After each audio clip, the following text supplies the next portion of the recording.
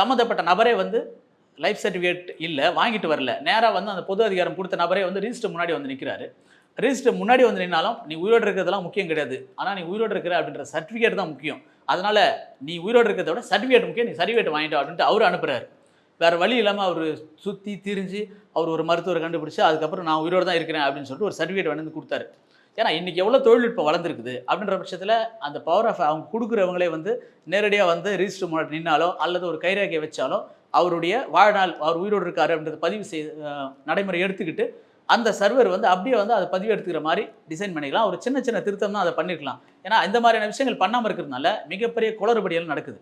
ஏன்னா இறந்தவர்களே வந்து இருப்பவர்களே வந்து இறந்த பிறகும் வந்து இறக்காத மாதிரி சர்டிஃபிகேட் வாங்கி பதிவு பண்ணுறதுக்கான வாய்ப்பும் இருக்குது. ஏன்னா என்ன தெரிய போகுது பண்ணிட்டா அது பின்னாடி வழக்கு அப்படின்னு வரும்போது தான் ஆமாம் இந்த அதிகார அந்த நாட்களுக்குள்ள வந்து இறந்துட்டு இருக்காரு, அந்த சர்டிஃபிகேட் வந்து தவறாக கொடுத்துருக்காங்க, இது செல்லாது அப்படின்னு சொல்லிட்டு வழக்கு வரும்போது தான் தெரியும். ஆனால் அது வரைக்கும் தெரியாது இல்லையா? இறந்த நபர் பேர் கொடுத்த பொது அதிகாரம் கொடுத்துருந்தா கூட அவர் பேரில் நம்ம ஒரு லைஃப் சர்டிஃபிகேட் வாங்கிட்டு அதை பதிவு செய்து ஒரு குற்ற செயலில் நம்ம அந்த சேர்ந்திருக்க முடியும் அப்படின்ற மாதிரியான ஒரு லூப் வேறு இதில் இருக்குது. இதை வந்து பதிவுத்துறையில் வந்து சரி பண்ணணும். இதை வந்து இப்போ இருக்கிற தொழில்நுட்பத்தை ரொம்ப சுலபமாக பண்ணிடலாம். இது பண்ணிட்டாங்க அப்படின்னா நிறைய பிரச்சனைகளை வந்து கொஞ்சம் இது சம்மந்தமான பிரச்சனைகள் நிறைய தவிர்க்கப்படும் பதிவுத்துறையில்.